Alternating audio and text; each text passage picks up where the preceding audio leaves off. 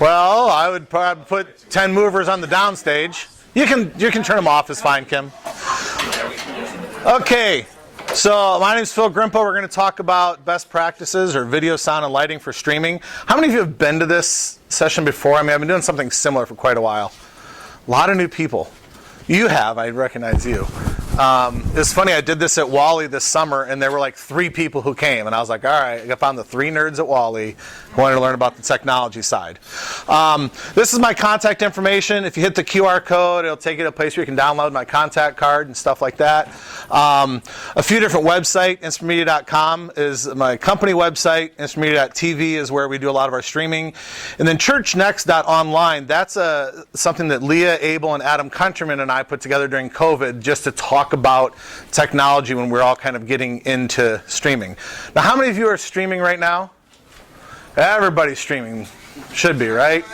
If you're not streaming, you probably didn't make it through COVID and you're not a church anymore. Well, am I wrong? Huh? By the time you got it going, it was almost over? Yeah. When we so this is, I work at Christ in Lincoln and doing a lot of their technology stuff. But so for us, for COVID, we had one of our venues that already had cameras in. We were doing IMAG, so streaming was pushing a button and streaming. One venue was wired for cameras and stuff, but we didn't have any in there. It was a new venue that just opened 6 months beforehand. And then the traditional space had nothing. But then on that March 12th, which I'll remember forever, my phone rang all day canceling every event that we had, because we do a event production company. Every event that we had, and we set up for doing streaming, and then that weekend we were ready to go in all 3 venues at Christ Lincoln, and we were like, well, this is amazing. We're having like 2,000 people coming, and we set up this studio. This is one of our fly pack control rooms. So we're rolling in all the toys. I mean, we had a 32-foot camera crane. We had all this crazy stuff, and started streaming. We had great numbers until like Easter, and then they all kind of fell off. And I think a lot of that was just a lot of people knew us, and their churches weren't streaming yet, so that's where a lot of the traffic came from. But this was kind of our temporary for a while. We've now converted this room into a control room. It looks a lot different now, but for streaming.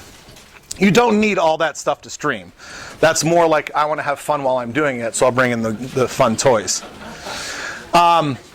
These are the topics we're going to discuss today. If there's any questions or something that you think I should have covered and I didn't, bring it up. We got a lot of people in the room. Everybody's streaming, so we all have different experiences. We're going to talk a little about defining your ministry audience, because at COVID it was just all of our people, because everybody's trying to watch. Now that has probably changed a little bit. So that, answering this question helps provide answers for these other things. So what level of production? Where are we going to stream? What equipment do we need? How do we get audio, good audio? If people can't hear it, who cares if they can see it? How many people do you need? And then how do we tie all this together? So I am going to get a little bit into like different technology. What I've found in these presentations is I'll say, okay, this is like I don't know if you remember, like 10 years ago when I started doing this here, I brought in like a ton of technology. And we're like talking about lighting programming. And it's like nobody in there had ever programmed a light board in their lives. So it was way over people's heads. Or then I tried to do something that was like very basic. And people are like, well, I'm already a tech guy, so I already know this stuff. So I'm trying to find a happy medium. But ask your questions. And as a group, if I can't answer them, as a group, we will. So is this a serious audience in which we are trying to really minister to this person? I'm talking post-COVID. Or are they just a fly on the wall watching us worship because they can't be here this weekend, they're on vacation, they're sick, whatever, and they're just watching the worship experience? So that's, I think, one of the biggest questions. And then if we're going to do an online audience, how do we have to change in our service, our streaming experience, to cater to that person? So, for instance, when we're doing communion, what is the online person doing? Just watching you take communion? Thanks. When we're saying, hey, and afterwards we're all going to meet in the narthex and having cookies, except for the 50 of you who are online. You're probably going to go get dressed, So you may need to change the announcements. What are the announcements? We need to talk to the online audience. We may need to have a host. So, hey, welcome. We're glad that you're here. Now we're going to go to the worship center. And then when they go to the communion or announcements, we come back to a host who's saying, hey, right now everybody's communing in this space. I want to take some time to talk to you or engage with you. So when our church looked at it, we're like, we've got the technology, but do we have the horses to pull all this off in 3 different venues with all these services? And we said at the time, no, it's pretty much fly on the wall. We're doing our worship service and they can catch up. But recently, in the last few weeks or so, we've looked and said, but the streaming has now become the gateway to our church. It's the first experience they have with us. And if the audio is not good online, then the audio probably isn't good in the room. If the video is not good online, the video is probably not good in the room. So now we're kind of having to split the difference. One thing that was really good is, I'll get to that in a second, is during COVID, you were only talking to a camera. So you were looking at everybody in the eye. And then when you came back into the room, now I'm talking to you, and I'm never maybe looking at that camera. And they became a secondary audience immediately. How do we try and re-engage? Do we have the technology to do that? And then, are we going to have weekday offerings? Is this just a Sunday morning thing, or where's all of our other content we're creating? As a church, we had talked about, and they haven't implemented it, they said, what if just all Bible studies we do from now on out are video-based Bible studies? So if I'm doing a series on Revelation, I record it all in our studio, it's video-based, and the large group can get it and watch it, and I can be there to answer questions, but the small groups can also use it. Are any of you from St. Lawrence and Frankenmuth? They've been doing video ministry for like 30 years. So they said when COVID hit, we had thousands of pieces of content that we just threw online. So are you thinking about other things other than Sunday morning? And how many of you are doing anything other than Sunday morning video-based? A few. Is it going well? Is it Zoom or what type of stuff are you creating? We have a pastor's roundtable where they take questions on Wednesday at 12:30. They do questions from that are emailed in by congregation about the previous week's sermon, and they go through in depth these questions that people ask about from the sermon. That's great. Something you probably couldn't do as easily in person, but virtual is a perfect response to that. Anybody else? Zoom? Meetings people can attend even from distance. Yeah. That we couldn't dream about before. Yeah. Every week, one congregation manager does like a 5-minute Bible study and just sends it out. Oh, that's cool. Yeah. I guess put on the YouTube channel. What I think is great is March 11th of 2020, nobody could figure out a Zoom call. And by the next week, everybody was Zoom experts. So now there's so many meetings. They're like, do we really have to get together? Can we just do Zoom? I don't need to drive. Meetings in Omaha. Can you just drive up to Omaha quick, Phil, for a half an hour meeting? No, we're going to Zoom it from now on. You can figure it out. Okay. And I'm still amazed that people are like, I don't know how to do the screen sharing. We've been doing this for 3 years. Sorry. It's a whole other conversation. So what level of production? So basically, in the basic thing, you need a camera, a microphone, or an ambient mic. How many of you when you started were like, iPhone? We're just doing an iPhone. Okay? It's great. You were able to get something out there online. I found this on the web. Oh, it's a link to my web. No, it isn't. Okay, so that's kind of the most basic. Intermediate, maybe we have multiple cameras. We need a switchboard or a switcher, and then we have to get audio from the soundboard in the room, which is probably where a lot of people are now. And then advanced, multiple cameras, switcher, tallies, comm systems, a broadcast audio mix, automated graphics. How many of you are here still? Okay. How many of you are here? And how many of you are here? All right, great, perfect. So most are right here, okay? And the one who's here, is this where you're staying? And there's a reason for that, or are you looking to move forward? We're even a level behind that, so we're still on the iPhone stage and trying to move one step forward. Sure. You're sending out films and projectors, and people set them up in their basements. And when you hear the beep, advance. Yeah. Not far. Right? I can go back to that one.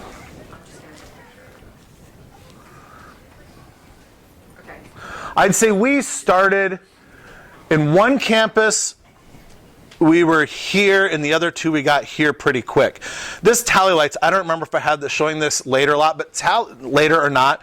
But tally lights is lighting up that camera that's on. That gives the pastor a possibility of looking at that light and realizing when that light lights up and you're talking to that camera, that's your entire online audience. If you don't have this, you could even do it with hand signals. Hey, pastor, I'm on. But that's a good thing. And there are wireless systems that can do that.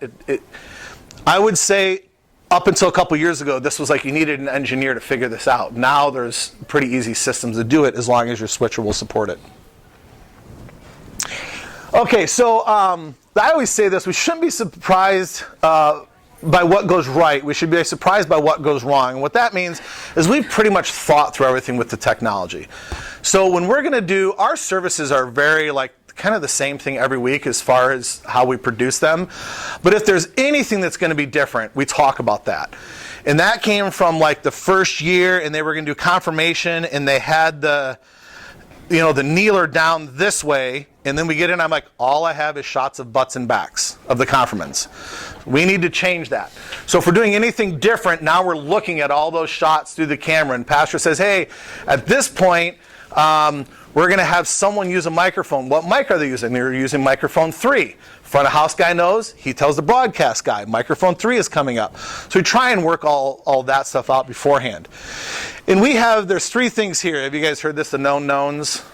Okay, so you have the known knowns. These are things I know how they're going to happen.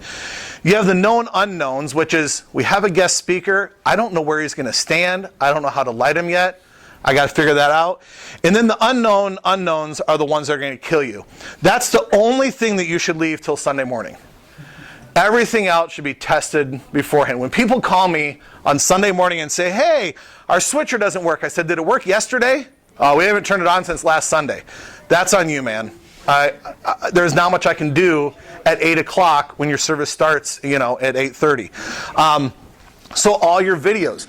I had one of my video guys would make videos, and he'd say, yep, I'll throw that in there when I get there on Sunday morning. I said, no, you'll take it there on Saturday, you'll put it in the machine, you'll run it, and make sure it's right. Because on Sunday morning, I don't want to realize that the audio levels are off or whatever. I don't have time to fix it there. Only the unknown unknowns can be left till Sunday morning. What do you use for your, the script of your tech notes? Do you have, It's PCO. Okay. Yeah. What would be an example of an unknown unknown? Well, unknown unknown is Preschoolers, right? Huh? Preschoolers. Right. I mean, unknown unknowns are things like a light went out in the middle of the service. Okay. I had no idea that was going to happen. There's nothing I could have done to prepare for that. Power goes out.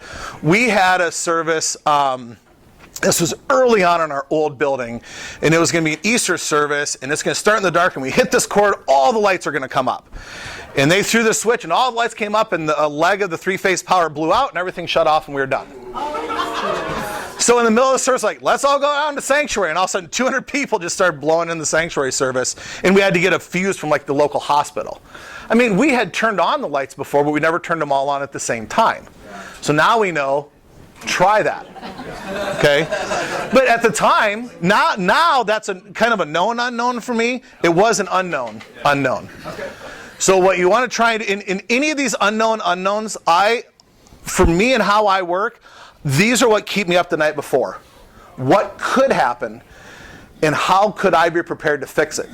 We were doing an event for FFA, Nebraska State Convention, and when we're loading in, one of my switchers, every once in a while would flicker. And I'm like, I don't know what's causing that. We had an idea what component it was, and we had prepared a whole workaround and labeled all the cables, so if this becomes an issue, we know what our action plan is to fix it. And sure enough, 5 minutes before the end of one show, the whole switcher just died. It wasn't what we thought it was going to be, but we did have a plan, and we said, well, let's execute that little plan we had. This is a total side thing, but label your cables, because going to the back of the rack and saying, I don't know, the black one. I'll often use, when I'm designing, I'll do different color cables. So I know that these thin yellows do this and the purple do this, and that makes your life easier. Okay, so where are you going to stream? How many of you are streaming to Facebook? Is it working well? Why are you streaming to Facebook? Audience? Financial, okay. YouTube Live? Probably a lot of the same folks. Vimeo? Okay. Something else? Not a lot. So primarily, most of you are hitting these big three. Boxcast, yep. That's what I'm gonna swing for. Or how many of you are using Resi? Any of you? Of course you are. I have to use Resi because that's what all the evangelical churches use. Yeah, I know. Yeah, I think for me personally, I'm just going to say this.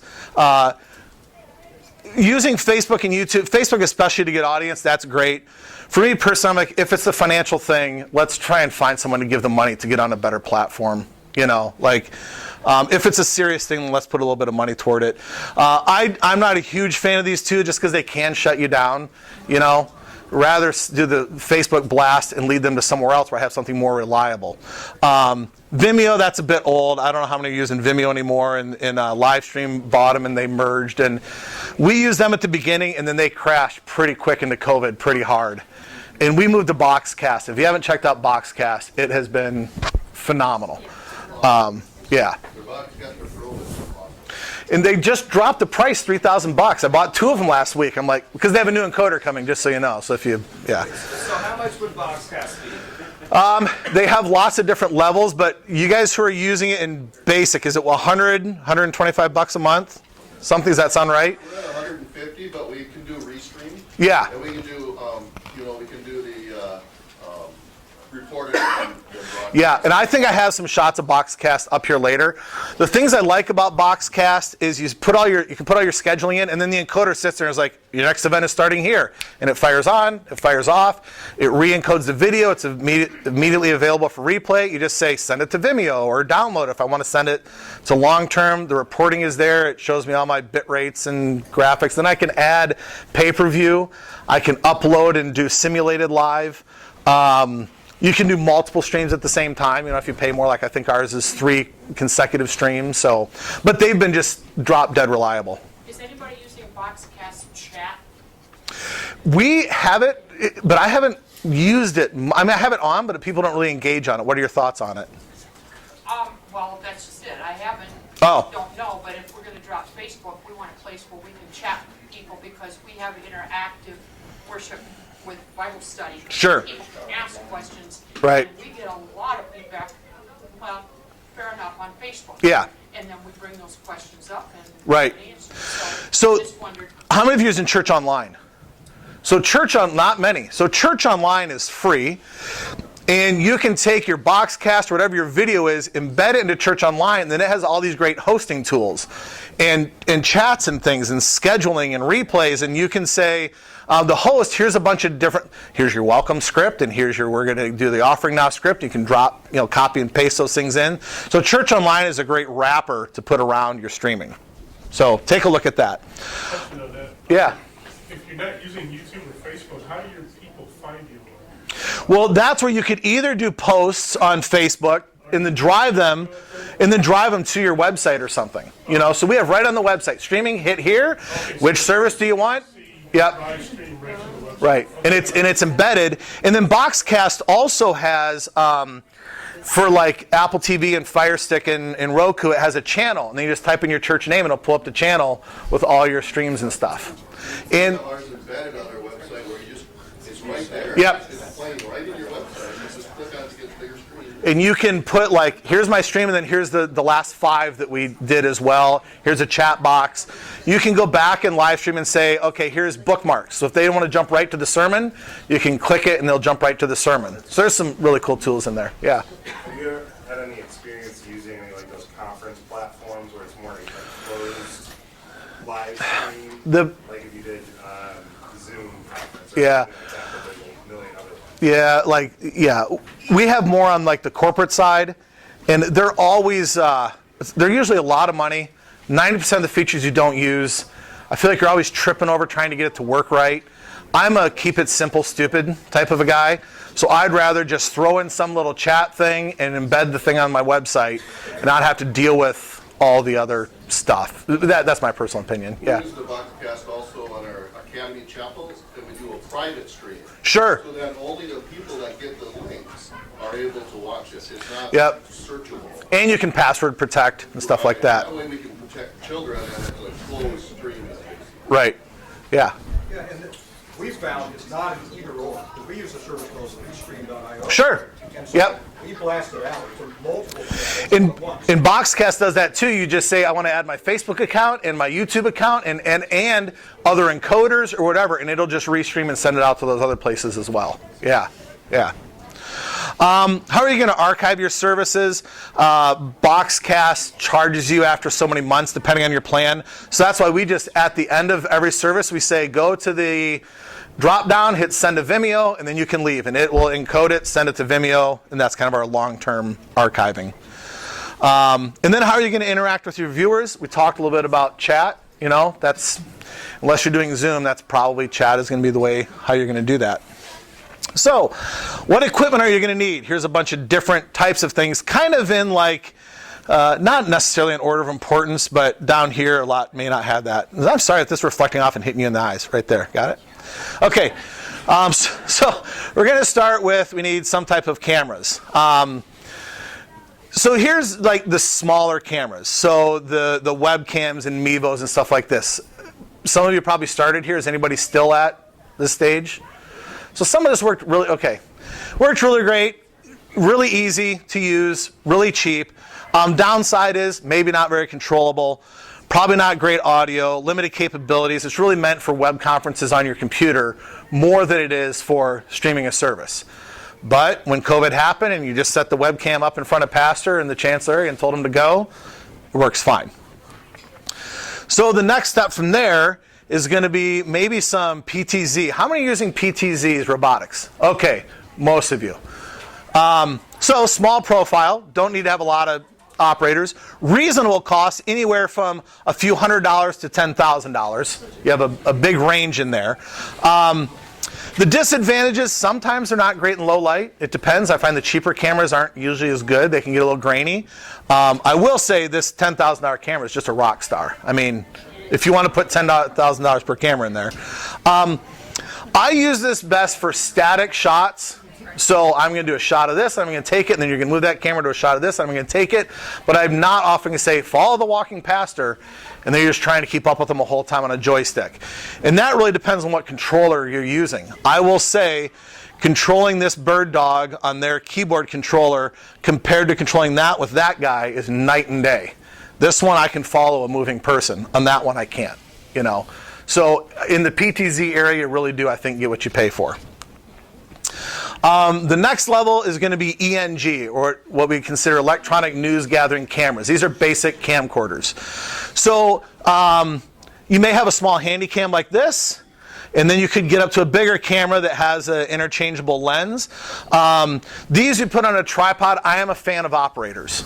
I am a fan of having an operator, and I can say, follow that guy, zoom in. Now I want you to push up, and I want you to throw your focus out. I like talking to camera operators.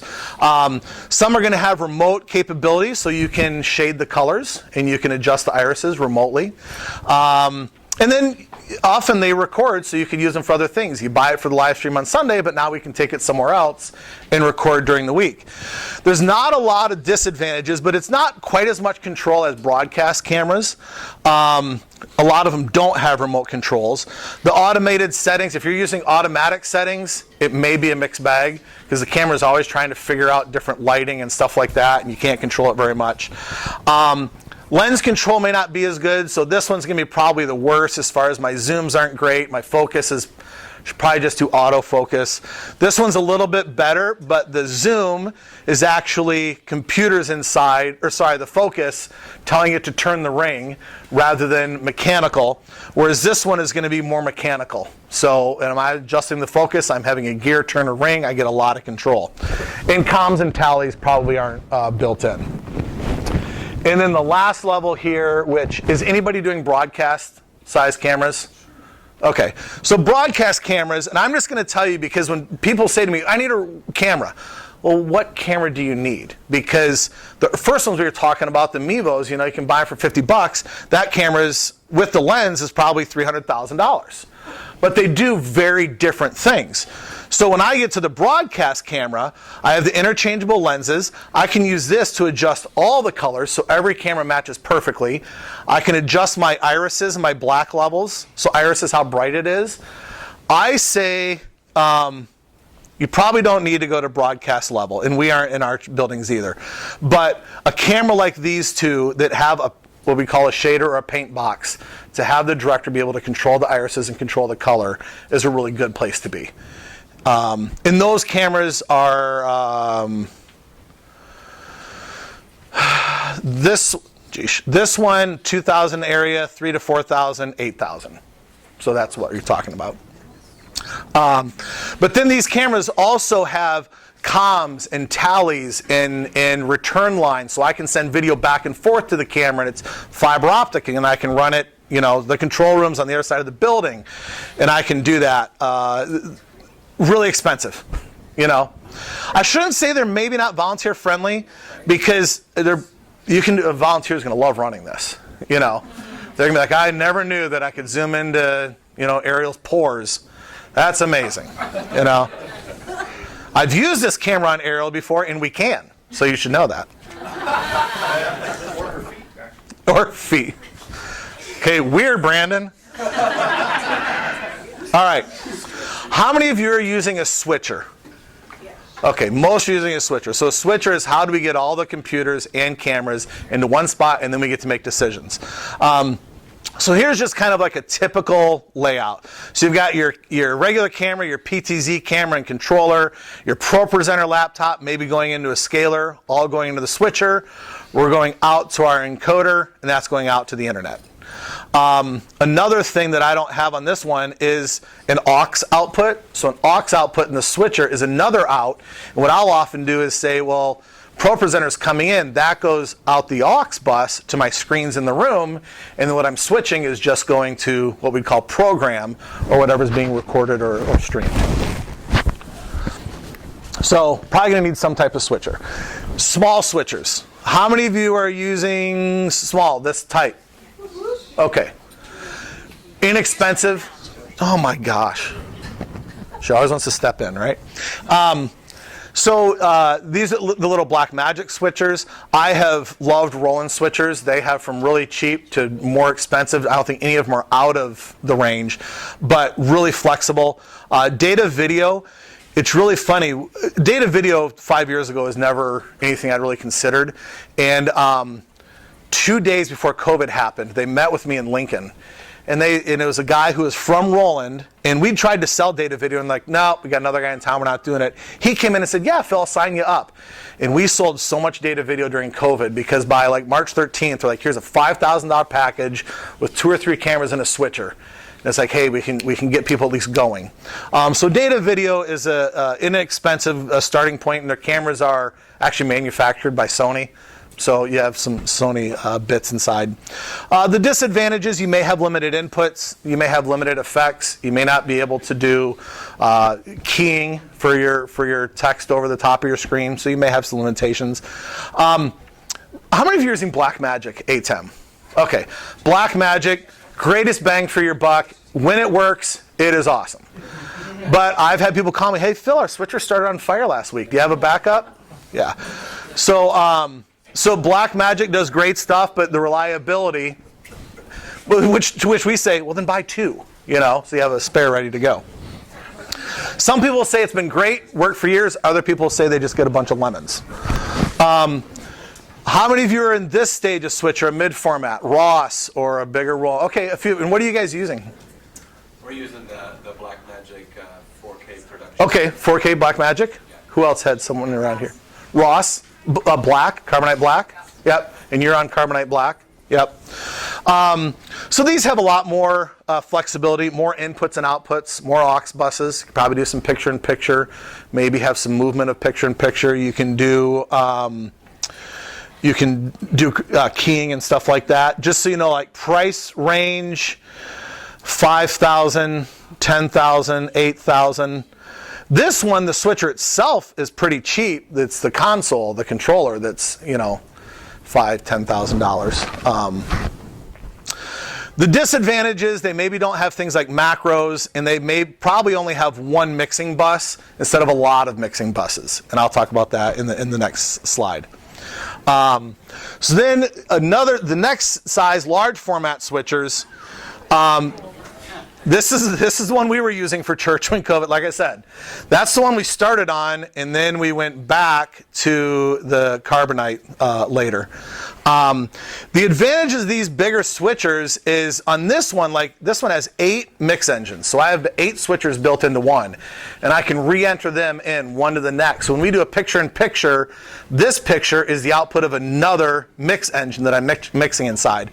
Or I can say my confidence monitor is on a bus, and my right screen is on one bus, and my left screen is on another bus, and my recording is on a bus.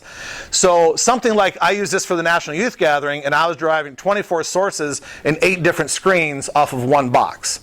Okay, so you can do some cool stuff inside there. And they probably have macros and things. So you can I like to on ROS, here's a startup button. It's going to set everything, whoever touched something, it's going to set that back up. At the end, I mean, David, we had for you like an end macro, and it did all these things to set up for what was happening next. So macros can be a good thing. You don't need to get here. This is when you're talking about, we're starting broadcast, type stuff. Expensive, can be intimidating for volunteers. All of these, if you know this one, you don't know this one, and you don't know this one. This one's super cool. We use this for LEA. This does. It's not important. Where's the TriCaster fit into the mix? That's a TriCaster right there. The 4ME. TriCaster is like Black Magic, where if it were to die on me, I would get dogged for having used a TriCaster on a show. That being said, I can do so much more on this faster than I can on a Ross. And Ross is broadcast level. TriCaster, they say they're broadcast level, but the big trucks and stuff aren't using them. But I love TriCaster. I mean, all the audio, everything can be done inside that box. What I was saying is, this is one we all wish we could use. I mean, that's what we use for football. That's broadcast level. How much does that one cost? They're so configurable. Like we even priced out a smaller Ross. I think we got it up to 150,000, and that's not even to Acuity. But the thing with these switchers is you may know the basics of switching, but you really got to learn this guy. That one I showed you earlier down on this corner. When you boot this up, there's nothing. There's not an A and B program bus. You have to program everything into that switcher to make it work. So guys will say, I'm a Ross guy, I'm a Grass Valley guy. They've learned those. The other switchers we showed, pretty much any of us can pick up and use those. So encoders, how many of you are using a software encoder? So it's happening inside a computer. And what are you using? Wirecast? OBS? Yep. Working well? Yeah. Yep. OBS, super cool. I wouldn't get to the level of wanting to switch inside it. I know early on people are like using that as their switcher. It can be a little bit clunky for that. ProPresenter. How many of you are using ProPresenter as your encoder? Okay, how's it going? We just recently switched to not actually streaming out of it. Yeah. I have the video input going into it, so it's sending the feed is coming straight from ProPresenter Okay. to my in-person as well as my live stream. Right. Using macros. Sure. within ProPresenter. So there can be some cool things you can do. I'm not a huge fan of this because ProPresenter as it is, and I love the guys at Renewed Vision, but they're trying to make it do too much in one software package where they can't control the hardware. So I'm like, I don't know that I want my streaming crashing because a slide crashed. Like, That's why we took out the stream. yeah. So there's a story of Mannheim Steamroller. They had back in like the early days of MIDI, like on a small Mac. They said we automated our whole show. So we run this, and it does the click tracks, and it does the time code, and it moves the motors. And they had a truss coming down, and it had a mirror ball on it, and the mirror ball got stuck. And he said, "Stop the truss." He said, "I can't. Everything's running on that machine." And then the mirror ball broke loose, and it spun around, and there's mirrored dots all over the place. And they said, "Okay, we're going to separate that out." I'm a bigger fan of having more devices doing less things than trying to pack it all into one unit. That in the end, that's, you guys will have experience that or will. You just can't have it do everything that it says it can do. So Just be a little bit careful with that. I'm a pretty big fan of hardware encoders. Any of the, like, I don't know the prices on all these. I'm a fan of hardware encoder because it just has one thing to do. It just encodes video. Yeah. Ballpark, $700, $1,200, $500. Yeah. It pays a little bit more than that. We have Nano. Nano? About 3,000. Yep. Because Pearl is about 7. And then Yeah, you're right. You're right. That Pearl is really expensive. Nano's not 3, is it? yeah, it's about 3. It's about, yeah, we use Pearl, yeah. You should get my dealer price. It's less.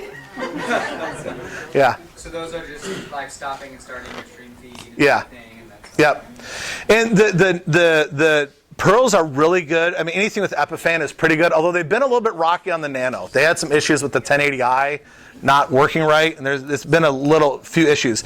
But they have some really cool, record inside of it onto a disk. You can send to multiple places. You can really get in and control all the bit rates and all that stuff of your stream. And then also we talked earlier about Boxcast. Boxcast, before we get into really nerdy stuff, Boxcast, they have 2 encoders, one that's an HDMI encoder, and it just sits there, and then they tell it when to start and when to stop. And then they have their Broadcaster Pro, which has a screen on it. And again, you can see what your next show is. It turns red when it's encoding, it turns off, and it turns not red. But that one, the most expensive one was $3,000. I think they're on a special $2,000 right now. And the cheaper one, I don't know, David. Do you remember what the small one is? Does anyone know? It was free when you signed up. It's probably a few $100. Clipping all the time. Oh, the audio. Boxcaster Pro, because we want to control over the audio. Yeah, yeah. So I'm a fan of hardware encoders. I was at a church recently, and this one, the stream, they just let it stream all the time.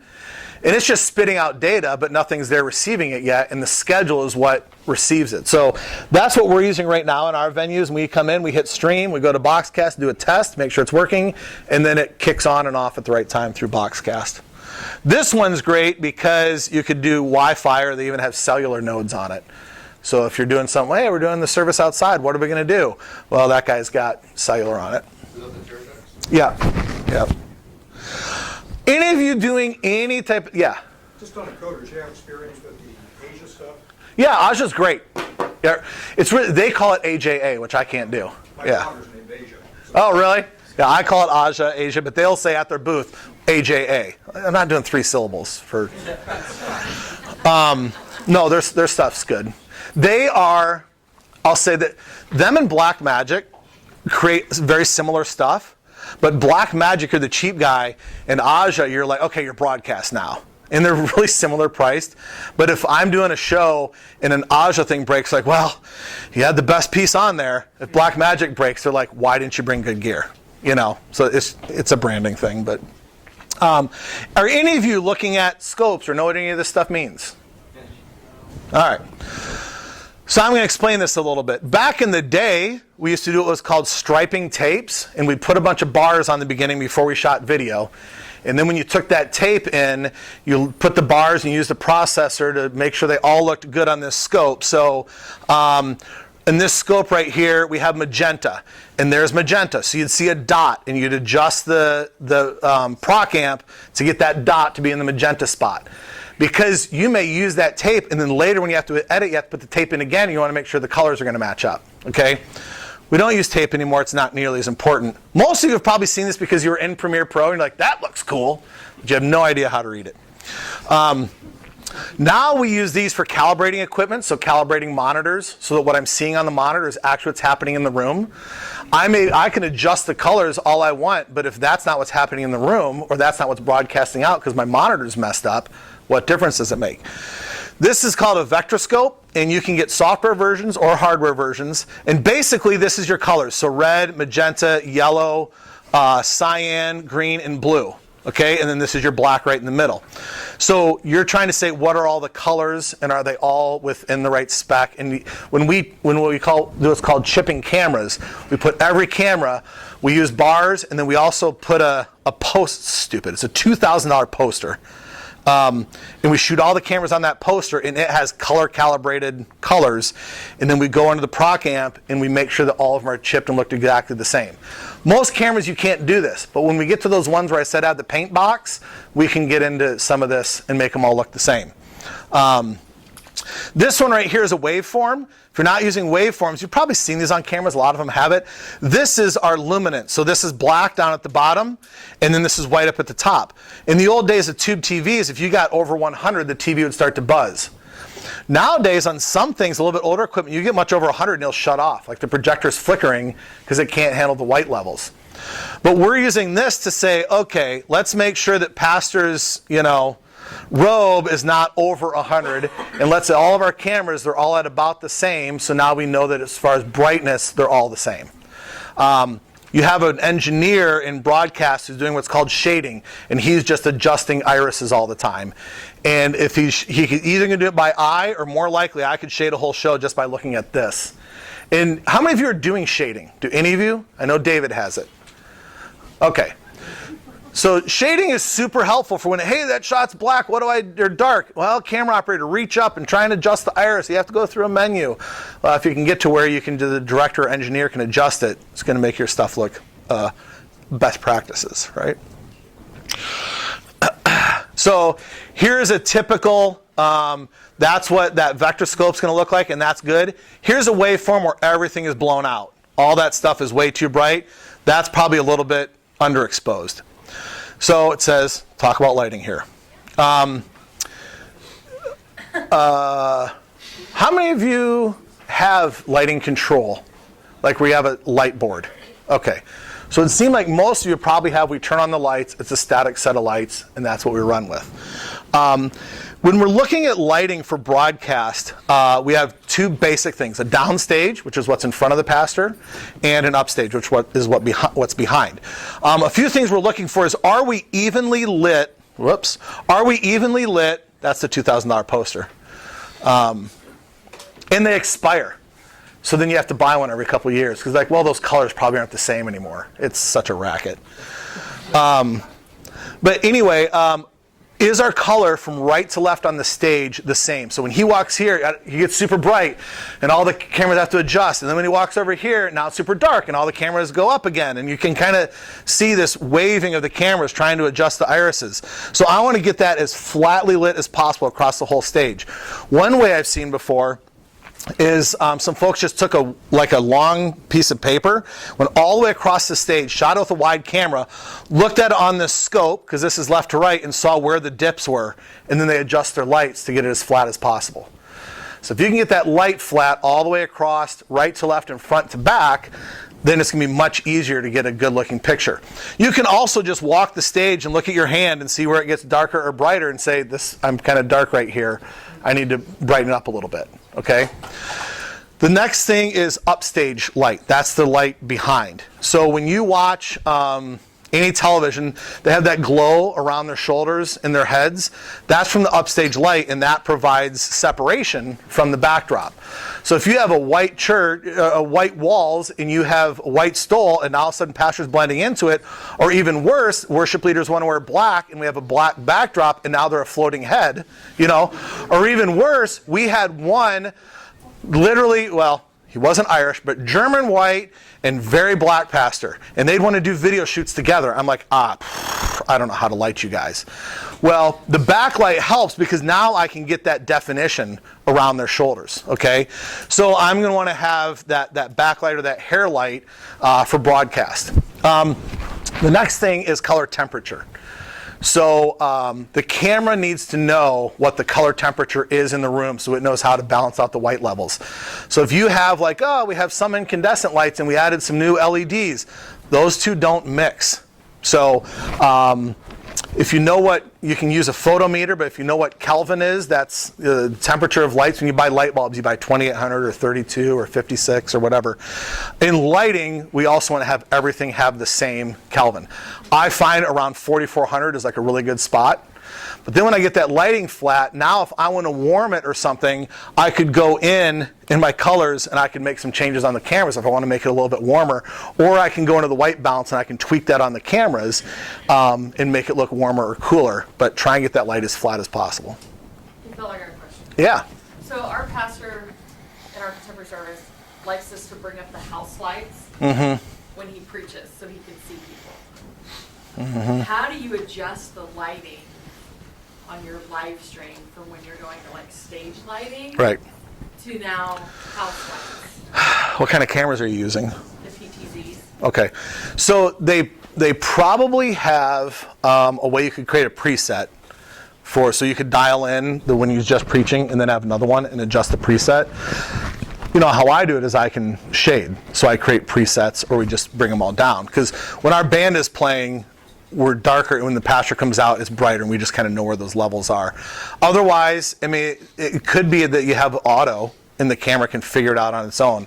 But I'll tell you, those are the things that I don't have a good answer for it. That's why you have the bigger cameras.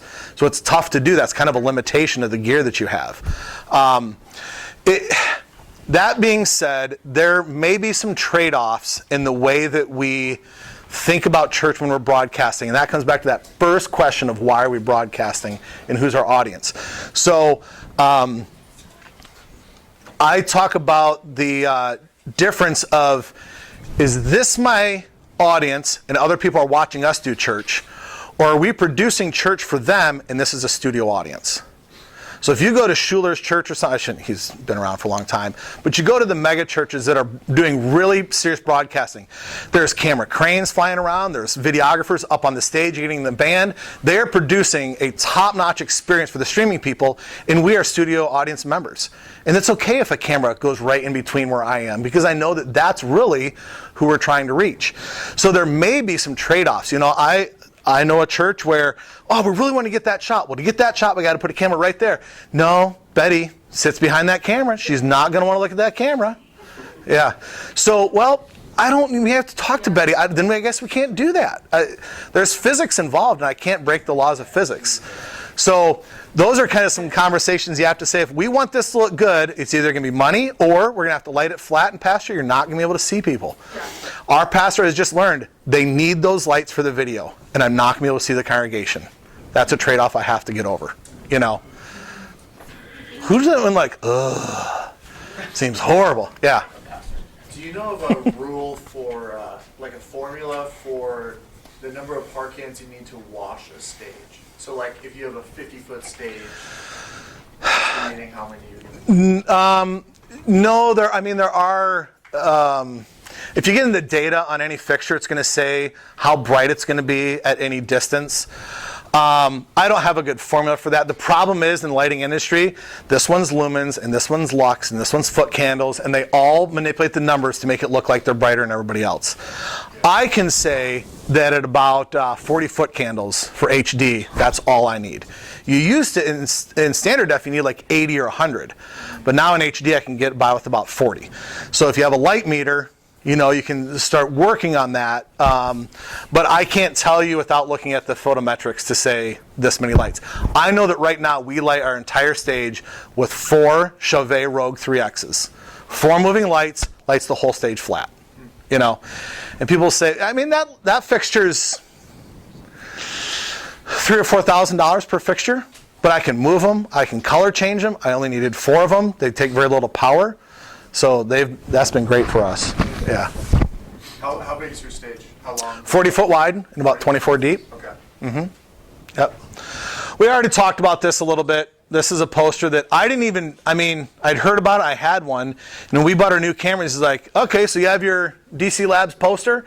Just happened to have one, but like I said, if you really want to get into it and get your color dialed in, that's what you do, but again, it ain't cheap. Audio. How's audio sounding on your streams? Good? Not good. Not so great on the stream. Really? I had it up and then I pulled up ours, and ours was, I don't know. Yeah, this is right now where I feel a lot of people are saying we've got to make some changes. We got some cameras, we're okay with it, but our audio is still a disaster. So how many of you are just using a room mic? Okay. How many of you are doing from the house mix? We're pulling off the house mix. Okay. Well, how many of you are doing an aux in a matrix? And how many are doing broadcast console? A few. So let me explain these. House mix is we pull it right off of the house console and it goes into the mix.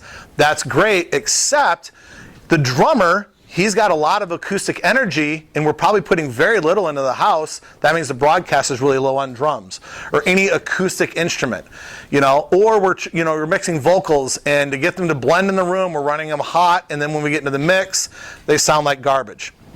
So the next logical step and really affordable step is this aux or matrix.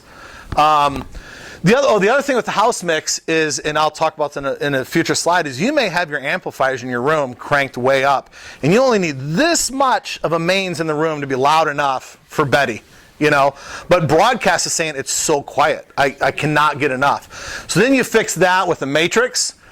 And the matrix is basically I take my main mix, I throw it to this matrix, and I can boost the volume some more, and I can maybe add some other aux buses in. It's kind of like a secondary mix.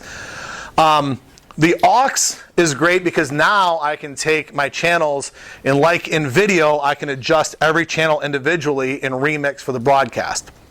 So the downside of this is too often, now we're asking our sound guy to be mixing for the room and mixing for a broadcast mix. And he can't broadcast mix when he's in the room. There's just, man, that bass sounds amazing. Well, the bass you feel more than you hear, and it wasn't really in the mix. Yeah? We mix off of our board with an iPad up here. Sure. By the streaming, so that the streaming audio comes off that iPad. Yep. And the mix comes off downstairs. So that's a great fix for that, is put the iPad or something in another, doing the broadcast and remixing. The downside of this, though, is really is EQ and effects. I'm going to EQ a mic differently to avoid feedback in the room, and I'm going to pull out some tone in there that I'd really love to have back in the broadcast, but we're sharing an EQ and we're also sharing effects buses. So I'm going to mix much more wet, much more effects when I'm mixing for broadcast than I am in the room. The room already has a bunch of reverb. I don't need to add a lot. The broadcast would be dry. I've got to add reverb and delay and things. Yeah? We're looking at this, then actually we need to have two people who are doing soundboard. Yep. For the house and one for the mix. Yep. Yeah. We're using a matrix mix, but it still seems to come across as kind of wah. You got a little bit. Yeah. Is that just crappy internet? That could be a lot of things. That could be compression. It's in the matrix or on different channels.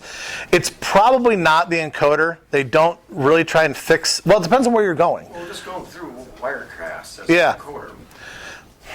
It's hard to say. The way to test that is listen to that right off the board, then listen to it post-stream and see where that warble is getting added. We don't hear it off the board. Yeah, so it's probably happening in the encoder then. Okay. Yeah, and I've used Wirecast. We used to use it a lot, but I couldn't tell you right off the top of my head where to adjust the settings. Yeah. I think it was HouseRate that we've been dealing with. It talked about a program that will, you send your feed into it, it automatically mixes your audio for you, and nobody has to mix it. It's some kind of program, $10,000 program. Yeah, and there's a bunch of guys like doing plugins. So like you load up your digital audio workstation, use these plugins, and it'll make it sound amazing. I think if you don't have the volunteers, that can probably work great. I still am a fan of the human ear and trying to mix it, if you can do it. It's a failure waiting to happen. I think so too, I don't know that that's going to be great. It may be great, but I doubt it. It may be better than what you have. So, yeah. What are your thoughts on software-only broadcast mixes for churches? So running off of a full like a DAW. Working on a DAW with all plugins, waves. A lot of folks do that. When I mix, I have hands-on faders. So that's the way I like to mix. You could definitely use a DAW. You're going to have the waves plugins and stuff. Probably more affordable than loading up another board.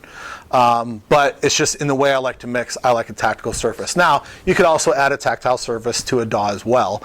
I don't know, how's the latency on that? That's one of my bigger concerns. That's a concern for me too.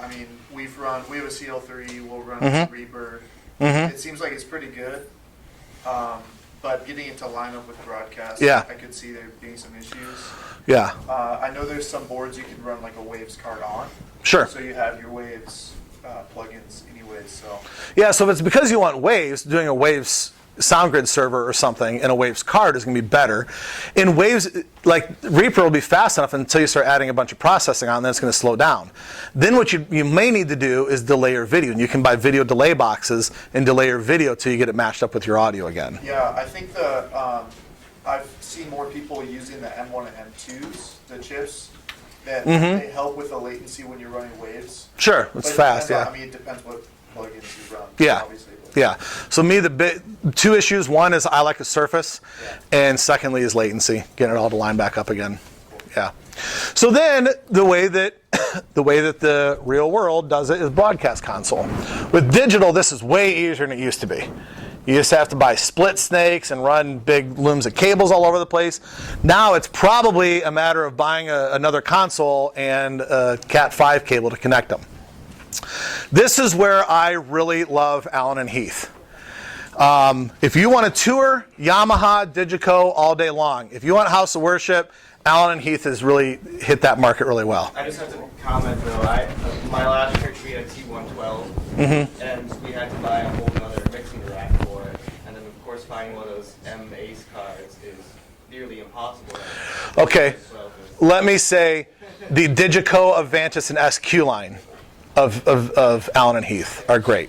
I mean, anything you're looking for right now that's Dante, you're not getting it. It's going to be a long time. Dante is so back ordered.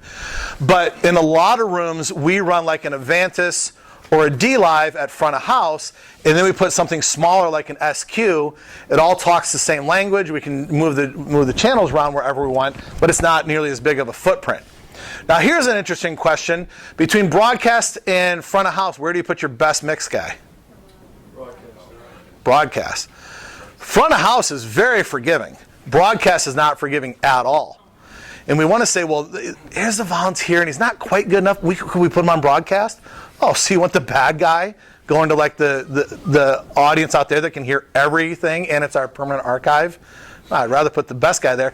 The best guy probably doesn't want to be sitting in the broadcast room, though. He probably wants to be mixing in front of house.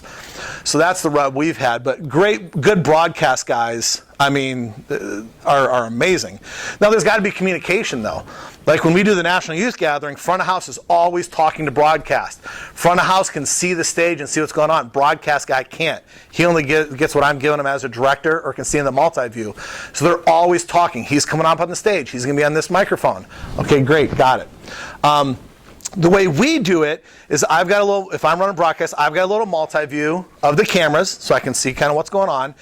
And then we have this board with two different scenes. One is what we'd say kind of our automatic. We don't have anyone here. We've taken groups of channels, like here's all the vocals, here's the guitars, here's the drums, and we've sent those to this broadcast board so it's down to about 5 or 6 faders. And now the video director can reach over there and kind of adjust them a little bit. And then we have the full manual where we've just sent every channel there and they can completely remix it. I love doing broadcast because, how do I say this? I want to say if I screw up, the whole room isn't hearing it, but that's bad because of all the broadcast. I can be a little more creative when I don't have to worry about feedback. You know, I'll say it that way. I can just play with effects and stuff and dial that EQ exactly the way I want, and I'm never worried about something going crazy in the room. Yeah. But here's the broadcast coverage, that picture there. Ballpark figure of how much looking at? That board's like $3,000. So, how many of you are using the Behringer boards? Wow, a lot. So you guys, you buy another one, you link them together, you're good. But these are pretty inexpensive. That's an SQ5. They have a 5, a 6, and a 7, and the only difference is soft buttons and the number of faders on it. But all the software is pretty well the same. So how are you sending your audio, and is it pre-fader when you're going to your broadcast?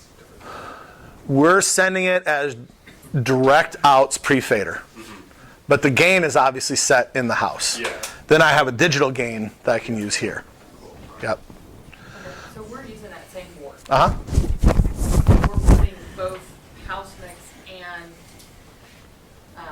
broadcast. Yeah, on the same thing. Mhm. It's on different channels. Mm-hmm. So then it's where the are on the left, on layers.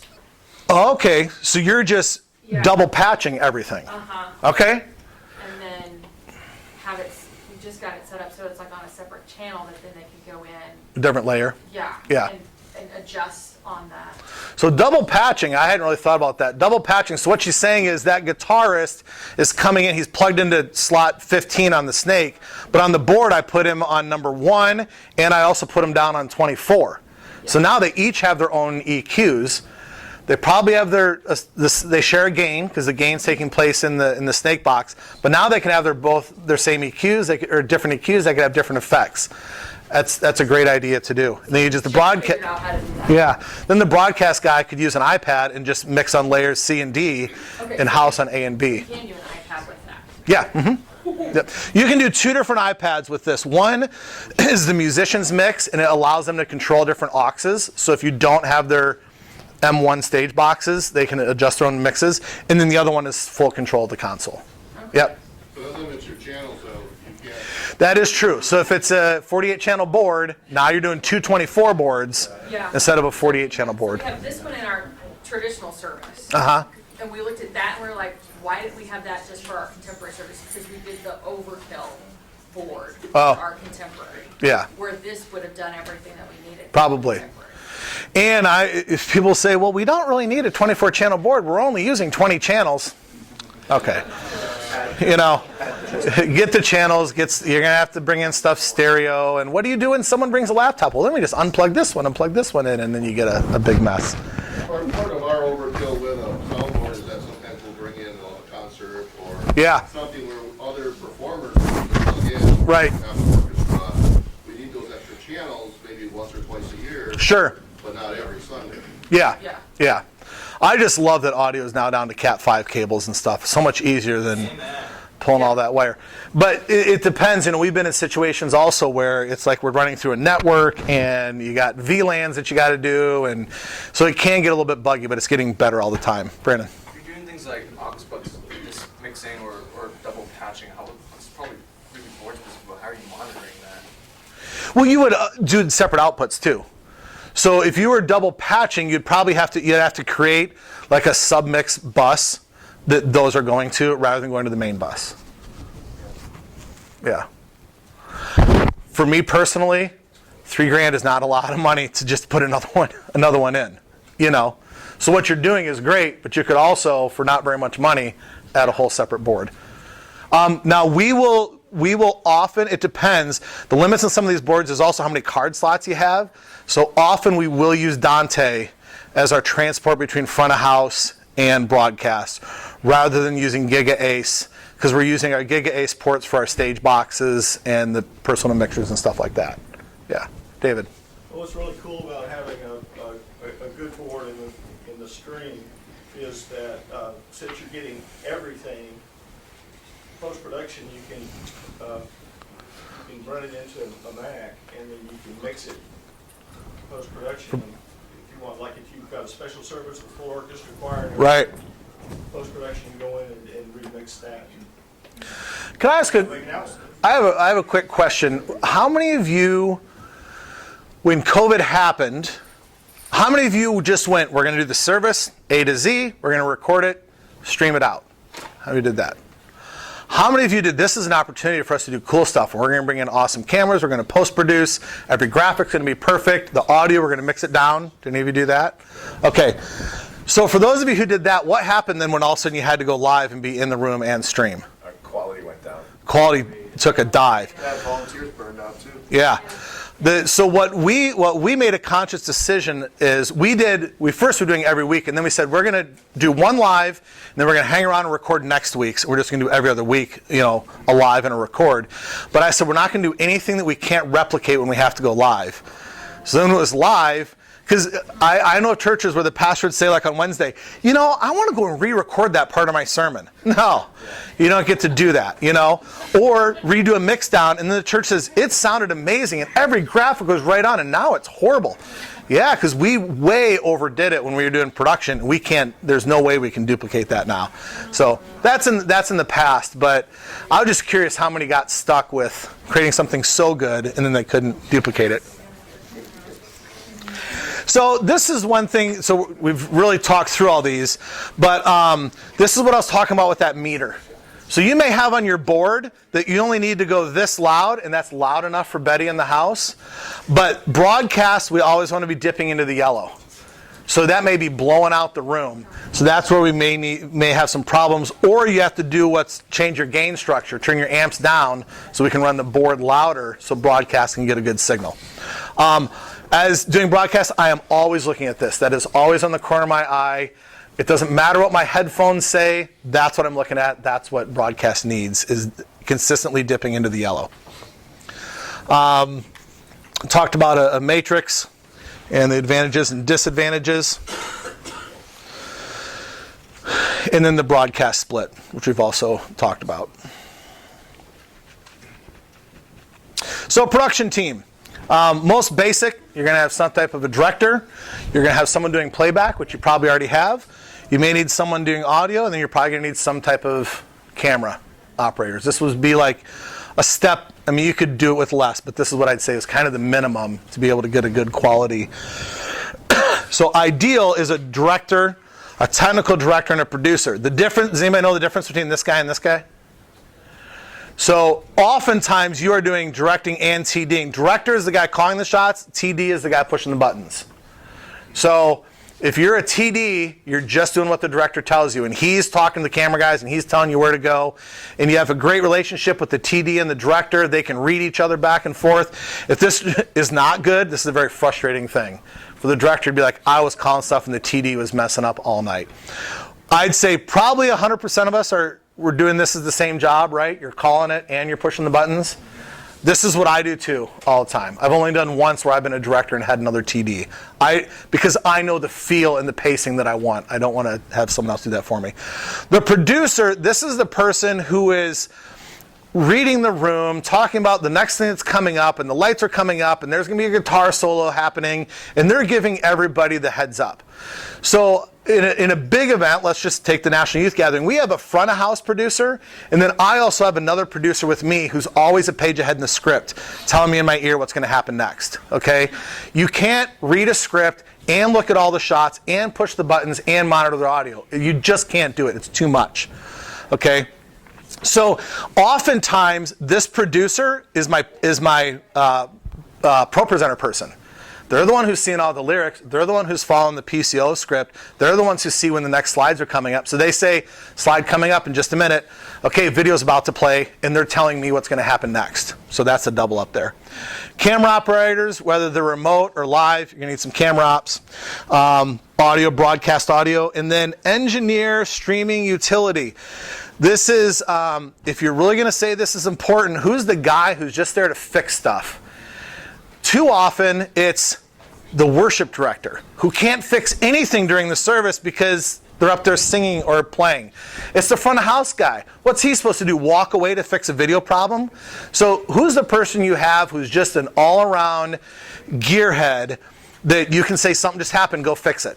So when you get to that level, that's a great person to have. And it's like when we do live events, like, why do we need this person?